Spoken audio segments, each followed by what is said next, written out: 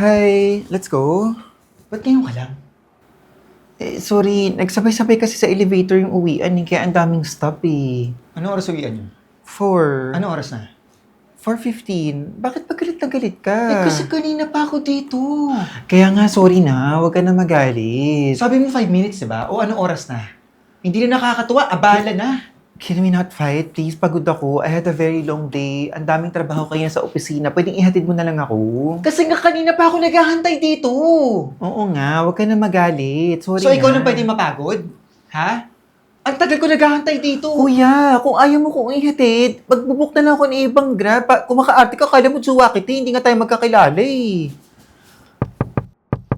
Hoy Joshua, sino yan? Ha? Sino yung babaeng yan? Sabi ko na eh.